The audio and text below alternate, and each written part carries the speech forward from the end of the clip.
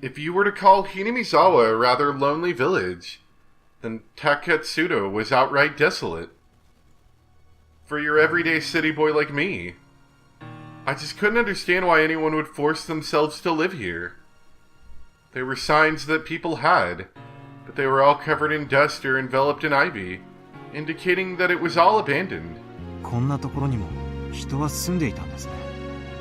まあ、昔の話でしょうな。こんな偏僻なとこじゃ年寄りには辛いですし、若者だってもう少しまともな土地に住みたいでしょうしね。後を継ぐ者がいなきゃ最後にはこうなるってことでしょうな。Even if I had no personal attachment to the village, seeing the disused buildings made me feel a little sentimental. It seemed that Oishi also felt the same way. こんなところで財布が発見されたんですか。財布の取得者もよくこんなに偏僻なところに通りかかったものですね。ああ、村人には山の中に畑を持ってる連中がいましてね。そういう連中は朝晩ここを通りますから。畑仕事の村人たちは早朝や夕方にここを徒歩で通ると。まさか行けるところまでは車で行くでしょうな。早朝や夕方にこんなところを走行して落ちているたった一つの財布を発見できます。できたんでしょうな。取得者はどこで取得したと言っていますか。もう少し先を行ったところにある茂みです。取得者はたまたまお腹が痛くなってちょいと茂みで用を足そうと思ったらしい。それで偶然見つけたらしいんですよ。中にちり紙でも入ってるのを期待したんですかね。話ができすぎているように感じます。財布発見の当初からそういう違和感が拭えません。I expressed the feeling that I had from the start of the day quite frankly. It seemed too good to be true, but it was unwavering proof. But it was too perfect, sickeningly so. That was my feeling. できすぎってな、案外当たってるかもしれませんよ。It's kind of the feeling I'm getting too, you know? Almost like they're trying to lure Akasada out, and then they can, off him there or whatever, once he's far away. Maybe Oishi's in on it too. That would be something, wouldn't it? というと、実は四課のお友達からちょいと聞いたんですがね、園崎お涼が大臣の孫の誘拐事件について言及したって話なんです。言及した？大臣の孫ももう誘拐されてから何日にもなってかわいそうだ。そろそろ解放されるといいなぁと。そう、お涼のばあさんが縁側でぼそりとつぶやいたってな話らしいんです。で、そのぼそりが園崎家の裏の裏のあちこちに伝えられてるようです。Right. I'd heard something earlier from Sato-san, the informant. That when the leader Oryu had a concern, somebody in the family would be considerate. つまり、それは実質上の人質解放命令ですか。私はそう見てます。この出来すぎの財布発見は孫を警察に引き渡すためのイベントじゃ。that doesn't seem exactly wrong. どうして人質の解放を？そりゃ人質を解放するなんて理由は一つしかないじゃないですか。なんです？取引の成立ですよ。南沢ダム計画の中止を大臣が約束ってことですかね。ダム計画なんて必ずなくなっちゃいますのです。At that moment, those words that the girl had said resurfaced in the back of my mind. In the end, it was turning out exactly as she had proclaimed. That young girl knew the circumstances. She knew everything about this kidnapping incident, from the beginning to the end. 赤坂？ The girl unexpectedly called my name. なんだい？東京へ帰れ。 Oh. Scary. Huh? あなたはもう幾ばくもしないうちにこの村に来たことをひどく後悔することになる。 It does sound an awful lot like Burn, doesn't it?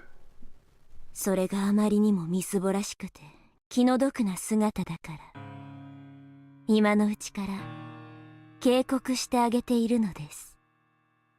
どうして私が後悔することになると。いちいちうるさいな。あなたの親はあなたが赤信号の横断歩道の真ん中にいるときどうして危ないのかを全部説明し終えるまであなたの手を引っ張らないの。引っ張るでしょ。まず歩道まで連れ戻してからなぜ危険なのかを解くでしょう。つまりはそういうこと。Creepy laughing children. For some reason, the girl who knew everything from start to finish had warned me in the beginning. Go back to Tokyo. 赤坂の小赤 A spooky smile.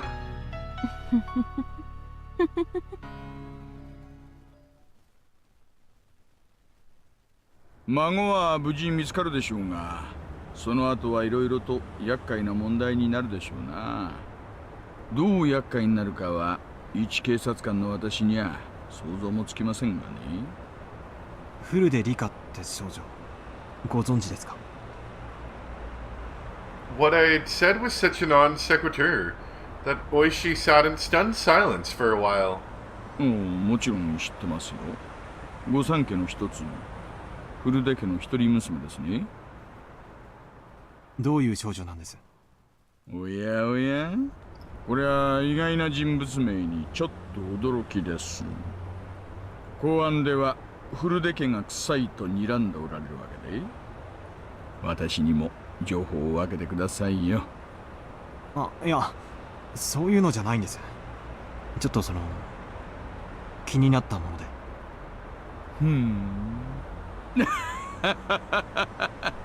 まあいいや。同じ卓を囲んだ友人の質問なら答えないわけにはいきませんからね。友人と呼んでいただけて光栄です。で、あのお嬢ちゃんはね、まあ村のマスコットみたいなもんです。村中の誰からも愛されてます。中でも年寄り連中には特に崇められてましてね。崇められる？よくは知らないんですがね、フルデ家に生まれた女の子ってのには多少神聖な意味合いがあるらしいんですよ。ひなみ沢の土着信仰ですがね、お社様の生まれ変わりだとかなんとか、そんな話があるらしいですよ。お社様。そういえば同盟の登り旗の中にお社様と書かれたものがあったよう We're な gonna have to 気が learn し about ます。 Oishiro-sama again since Akasaka doesn't know anything about this. 何ですかお社様って？ I think we are. ああ、ひなみ沢の守り神様の名前です。村にあだなす者に罰を当てるって信じられてましてね。まあそんな便利な神様がいたらダムの連中はとっくに神罰にやられているんでしょうが、幸い今日までその罰ってやつは一つも起こってませんがね。村にあだなす大臣の孫がお社様の怒りに触れ、なんて言いましたっけ？そう、鬼隠し。大臣の孫を鬼隠しにしたと、そういう筋書きになるわけでしょうか？なるほどな。そういうことになるんでしょうな。お社様が下した神罰なら、犯人はお社様の生まれ変わりであるあの少女。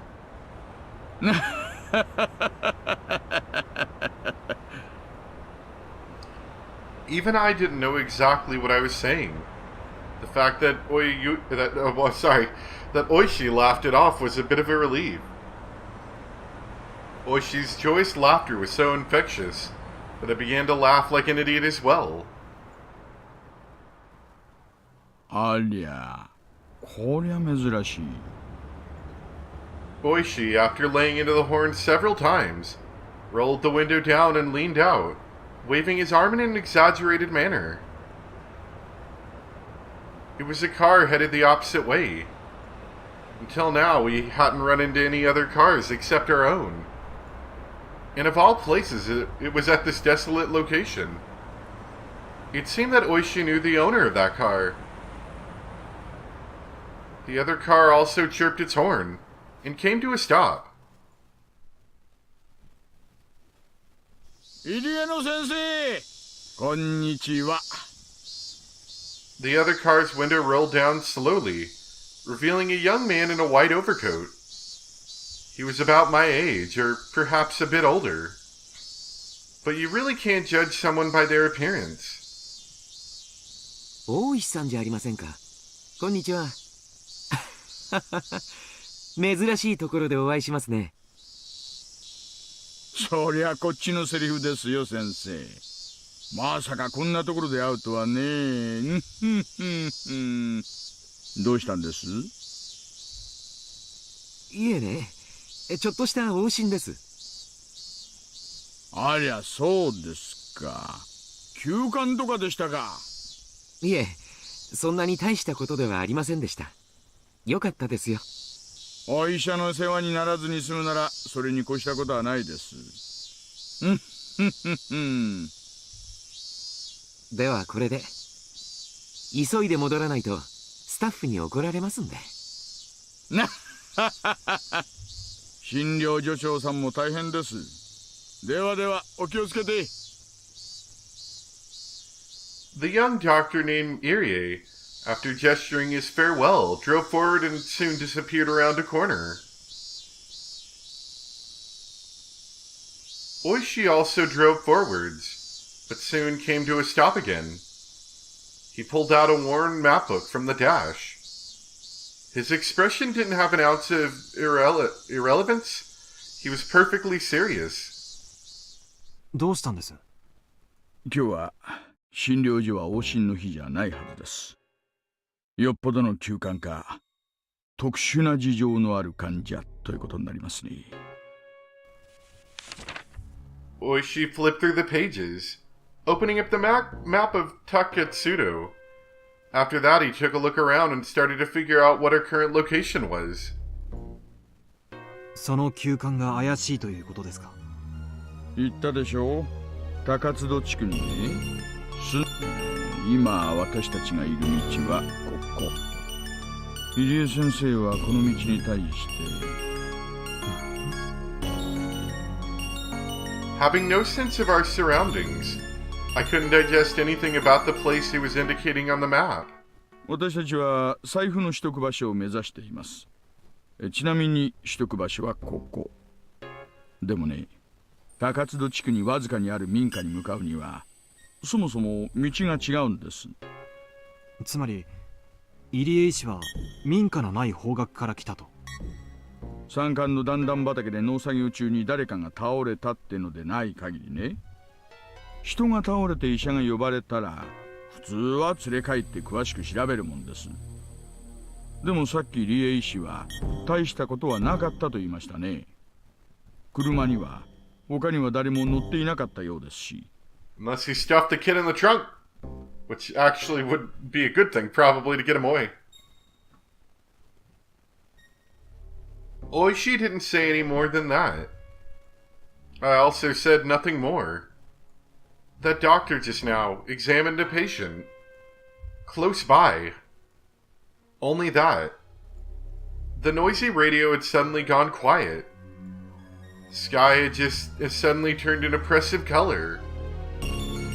As Oishi mused that it might start to rain, a torrential downpour started, as though trying not to disappoint him. Eventually, Oishi stopped the car. The only sounds to break the silence were the percussion of the rain on the roof and the soft squeak of the windshield wipers. ちょいと静かで行きましょうかね。Saying that in a quiet voice, he exited the car without an umbrella, careful not to make any noise. Oishi leaned over, indicating the other side of the thicket. He was pointing to a prefabricated shed and a car that was parked beside it. The car looked obviously well cared for. It wasn't a vehicle that had been left there for several years. あの小屋は営林署の機材小屋です。夏場以外は利用されてないと聞きました。あの車は営林署の職員なの？さあね、公用車には見えないですね。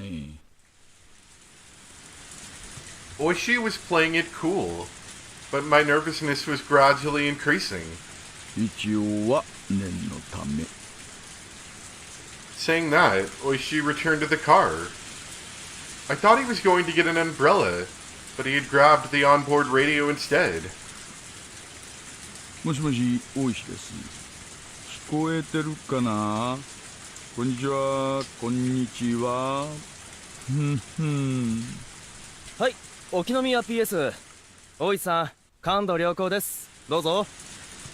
今、高津戸地区の営林署機材小屋前です。矢後地に向かう方じゃないよ。南沢から高津戸に入る方の。はい、確認しました。小屋に不審者。これより職質しますし、5分で連絡なかったら駐在所に連絡と大至急応援パトを送ってください。よろしくお願いします。了解しました。じゃあ行ってみましょうかね。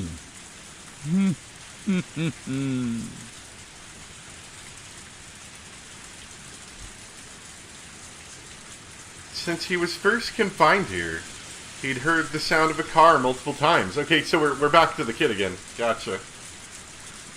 So we just thought the far-off sound was more of the same. However, the reaction from his captors was, until now, something he hadn't seen before. They jumped, reacting as if shocked by a jolt of electricity, and pressed against the window, cautiously peering outside. 止まったな。営林署の人間、まずいぜ。いや、警察やんな。One of the captors lifted the boy by his collar, and pressed a blade against his cheek. お兄ちゃん、ちょい静かにしててな。分かってると思うけど、大声出したりすると大変なことになるからね。Toshiki Inugai was sure that the doctor had reported things to the police. He had felt relief when he thought he was saved, but not imagining that his captors would resort to violence when they were cornered, his anxiety remained unabated. どうする？時間稼いでる。小僧連れてちょい裏から抜けね。ほとぼり冷めたら撃ち合う。One of the perpetrators grabbed the boy by the collar and forced him to stand. Of course, Toshiki Inugai tried to resist by feigning that his illness had been aggravated by this rough treatment, but his captors paid no heed. Bang, bang, bang! The door was violently banged upon. ごめんください。こんにちは。Konnichiwa! Bang, bang, bang, bang! The door was banged on again. Toshiki Inugai hesitated for a moment to respond to that voice by yelling. However, while he was being indecisive, his mouth was covered, taking that option away from him. The leader of the captors waved at the other to go. The younger perpetrator nodded in response, and while keeping the boy's mouth covered, started heading towards the back door. はいはい。何かご用かいね。どうも。警察ですがね。ここちょっと開けてもらっていいですか。急な雨で困っちゃいましてね。ええ、今開けます。The moment the lock was undone, Oishi forced the door open. And with a gleam of menace in his eye, he pushed the man aside as he stepped into the room. Then, in the small and empty room, he was able to quickly discern that the boy he was looking for was nowhere to be seen. あれ、私はここは営林署の機材倉庫だって聞いてたんですけどね。なんにもありませんね。There was nothing inside the room that would indicate this was an equipment shed. There was only a mountain of blankets, indicating that somebody was sleeping here, alongside empty food packets thrown about. ああ、ここはずいぶん前から空っぽさ。Don't pay attention to my name. My name's John, not kidnapper. 機材がしまってあるところなんて見たこともねえんだ。でも営林署の建物でしょ。あんた営林署の人？あんたこそ誰？警察？ The two of them glared at each other suspiciously. Both Oishi and the man steadfastly refused to reveal their identities before the other did. The man, judging from the sharp look in Oishi's eyes, realized that it would be hard to talk his way out of this one. No matter what he said, the most time he could buy would probably be only a few dozen seconds. Only the sound of rain filled this tense moment. Just then, they heard the sound of a struggle from far off. Oishi had a hunch. There was no doubt that Akasaka, who was circling around back, had run into the perpetrators who were trying to slip away.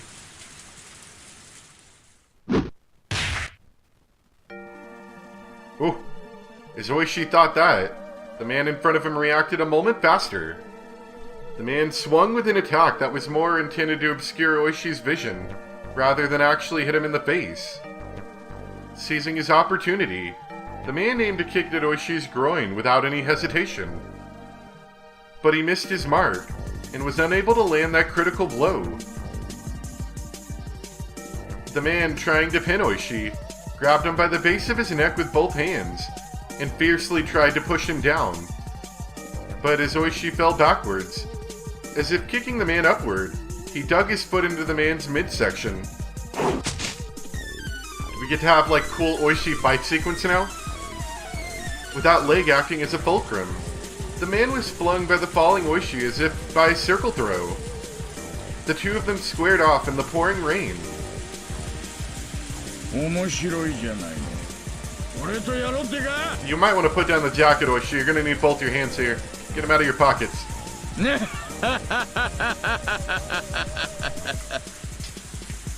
Oishi, as if trying to cheer himself on, grinned smugly. He then stood up while brushing the mud off himself. Even though he countered, Oishi was getting up rather awkwardly compared to the man who he threw, who swiftly sprang to his feet. Oi-san! Hayaku! Akasaka's voice rang out from the distance. Judging from the distress in his voice, he was already engaged in a fight, and wanted Oishi to reconvene with him. But Oishi's hands were full as well. Akasaka-san! 申し訳ない! ちょっと待っててくださいよ! The man raised both fists into a stance that hinted at him being acquainted with karate or some other form of martial art. Of course, Oishi, as an officer of the law, was decently versed in judo. He also had the moxie to have been through his fair share of fights before. Because of that, he could tell that the man in front of him was quite a bit better at fighting than he was. Ah, dang it! Thinking that this is going to be easy just because the order came from the Sonozaki family to release the hostage had been a big mistake. なかなか上等じゃないの。久々に胃液がこみ上げてくる感じがしますよ。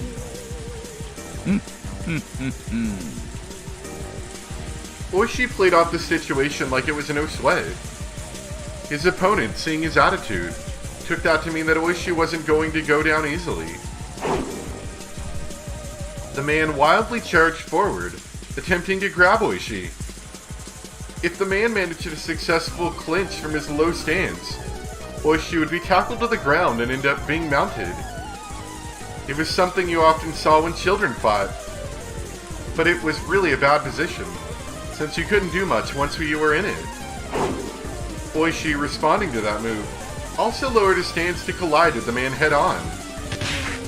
The moment they clashed, Oishi grabbed the man's lapel. As he yanked the lapel upward, he smashed into the man's solar plexus with the elbow of the same arm. It was a move from Oishi's own personal brand of brawling judo. He then grabbed on with his free hand and attempted to throw his opponent with both hands. But the man lowered his center of gravity and swung his arms in a large arc, entwining them with Oishi's. Not only that, but he had forced both of Oishi's elbows to the outside, and Oishi, now in an awkward position, was in danger of exposing his back with his hands still clutching the man's chest.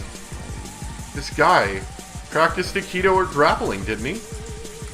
Oishi, cursing the fact that his fingers were twisted into the man's shirt and couldn't get away, released his grip.